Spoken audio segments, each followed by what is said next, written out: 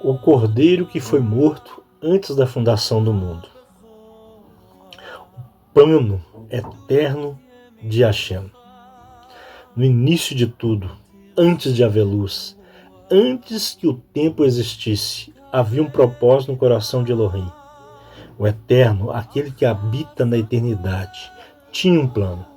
Um plano que não nasceu do acaso, mas de sua sabedoria infinita e do seu amor incondicional. E esse plano envolvia um cordeiro que seria morto antes mesmo da fundação do mundo. A Torá nos ensina que tudo o que existe veio à existência pela palavra de Deus. E João, o discípulo amado, escreve em seu evangelho: no princípio era o Verbo, e o Verbo estava com Deus, e o Verbo era Deus. Quando pensamos nesse Verbo, pensamos na expressão perfeita da vontade divina. O Verbo é a manifestação da mente de Adonai. E antes de qualquer criação, antes de qualquer anjo, antes de qualquer estrela, esse Verbo já existia. No livro de Apocalipse, capítulo 13, versículo 8, está escrito que o Cordeiro foi morto desde a fundação do mundo. E Pedro, em sua primeira carta, capítulo 1, versículo 19 e 20, diz que Yeshua foi conhecido antes da fundação do mundo, mas manifestado agora, no fim dos tempos, por amor de nós. Isso significa que o sacrifício do Mashiach não foi uma reação do pecado humano. Ele foi a base da própria criação. O mundo foi criado sob a certeza da redenção.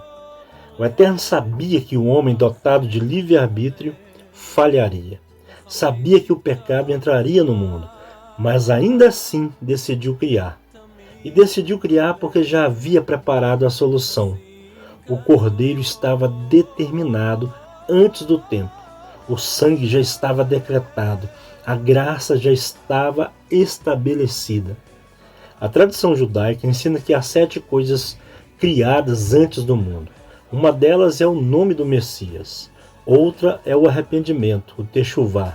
E outra, segundo alguns rabinos, é o trono da glória. Na visão messiânica, compreendemos que tudo isso se une no Mashiach Yeshua. Ele é o nome acima de todo nome. Ele é o caminho da Teshuvá. Ele é o rei que se assenta no trono. Então, quando o texto diz que o Cordeiro foi morto antes da fundação do mundo, estamos diante de uma verdade eterna. O sacrifício do Mashiach é o fundamento da realidade. A cruz não foi um evento histórico isolado, foi a revelação no tempo de algo que já existia no coração de Deus na eternidade. Quando o Eterno criou o homem, ele o fez à sua imagem e semelhança. O homem era um reflexo do próprio divino, mas quando o homem pecou, essa imagem foi manchada.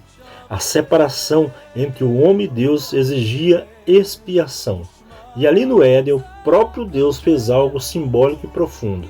A Torá diz que Adonai fez túnicas de pele e vestiu Adão e Eva.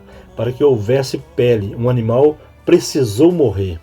Foi o primeiro sangue derramado, o primeiro sacrifício, o primeiro vislumbre do Cordeiro Eterno. Cada história que segue nas Escrituras aponta para esse mistério. O sacrifício de Abel, o Cordeiro de Abrão, o sangue nas portas do Egito, tudo é sombra e figura. É prenúncio a cada geração. O Eterno repetia a mensagem: a vida vem através do sangue, e o sangue inocente clama por redenção. Quando Abraão sobe ao Monte Moriá com Isaac, ele não está apenas obedecendo uma prova. Ele está profetizando o plano eterno. Isaac carrega a lenha, como Yeshua carregaria a cruz. Abraão diz: Deus proverá para si o cordeiro para o holocausto. E de fato o Eterno proveu. Um carneiro preso pelos chifres no mato substituiu o filho. Naquele momento, o Eterno mostrou o que faria no futuro. Ele mesmo proveria o cordeiro. Séculos depois, em Êxodo capítulo 12, Israel está no Egito.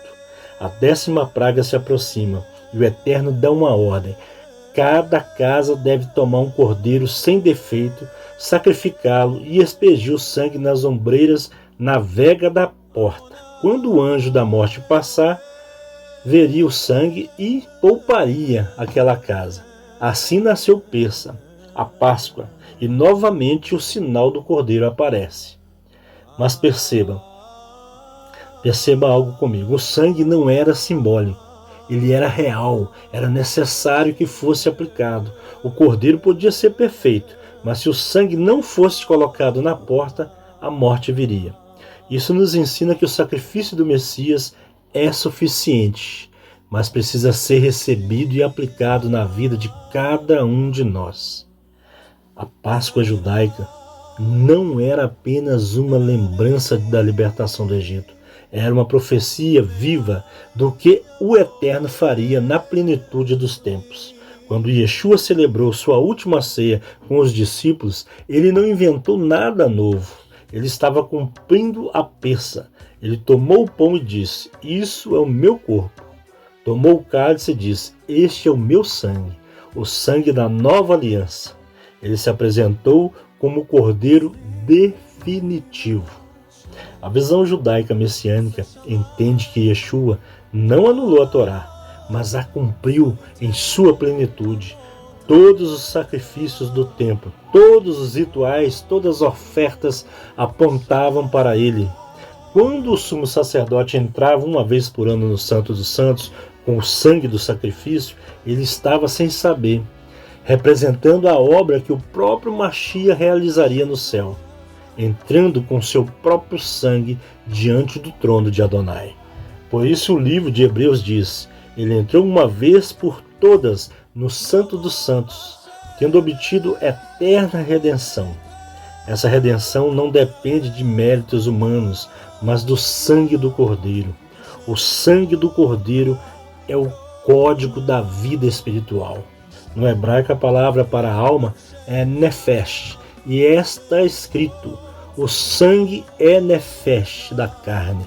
O sangue representa a vida. Quando Yeshua derrama o seu sangue, ele está oferecendo a sua vida.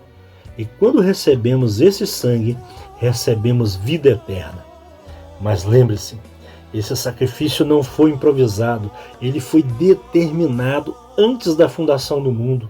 O Eterno já havia decidido amar, já havia decidido redimir, já havia decidido perdoar. Isso muda a forma como vemos a salvação. A redenção não é uma reação de Deus ao pecado, é a expressão do seu amor desde sempre. O mundo foi criado a partir do amor, e esse amor se manifestou na cruz, mas começou na eternidade. O Cordeiro que foi morto antes da fundação do mundo é o mesmo Cordeiro que esteve no Egito, o mesmo Cordeiro que Abraão viu, o mesmo Cordeiro que Isaías profetizou, o mesmo Cordeiro que João Batista apontou e o mesmo Cordeiro que reina no trono em Apocalipse. O plano de Adonai é perfeito. Tudo que ele faz está conectado. Ele não age por impulso, ele age por propósito. E o propósito é sempre a redenção. Na tradição judaica, o termo Geulah significa redenção. E o Messias é chamado de Goel, o Redentor. A visão messiânica compreende que a Geulah não é apenas um evento futuro, mas uma realidade espiritual presente. O Cordeiro já foi morto, o preço já foi pago e a redenção já está em andamento. Quando olhamos para a Torá, vemos que o sangue tem papel central em toda aproximação com Deus. No tabernáculo, cada sacrifício envolvia derramamento de sangue. Isso nos mostra que não há comunhão sem expiação. E a expiação é Kippur, a cobertura, o sangue sobre o pecado, não para escondê-lo, mas para redimir o pecador. Yeshua é o nosso Kippur eterno. Por meio do seu sangue somos reconciliados. O véu foi rasgado, o caminho foi aberto, a presença do Eterno, antes restrita ao Santo dos Santos, agora habita em todo aquele que recebe o Cordeiro. Esta é a base da nossa fé messiânica. Não estamos falando de religião, estamos falando de relacionamento restaurado.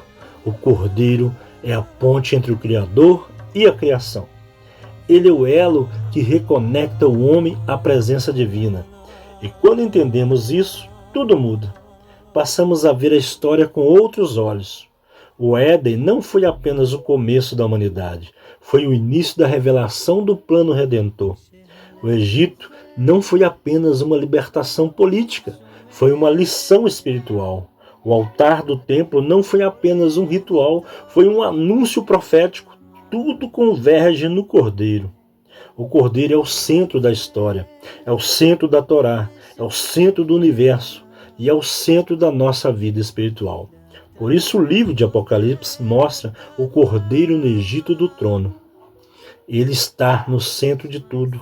O trono de Deus e o Cordeiro são inseparáveis, porque o governo do Eterno é estabelecido sobre o sacrifício e o amor. Quando compreendemos que o Cordeiro foi morto antes da fundação do mundo, aprendemos a descansar. Descansar porque sabemos que nada foge ao controle de Adonai. Ele não é surpreendido pelos nossos erros. Ele já havia preparado perdão antes mesmo que o pecado existisse. Isso não é uma desculpa para o pecado, mas uma motivação para a gratidão. Somos chamados a viver em santidade, não para conquistar o amor de Deus, mas porque já fomos alcançados por Ele desde a eternidade. O Cordeiro Eterno revela a misericórdia eterna. O plano divino não é um plano de punição, é um plano de reconciliação. Por isso, quando estudamos a Torá, os profetas e os escritos à luz do Messias, tudo ganha sentido. As sombras se tornam luz, os símbolos se tornam realidade e o passado se torna profecia cumprida.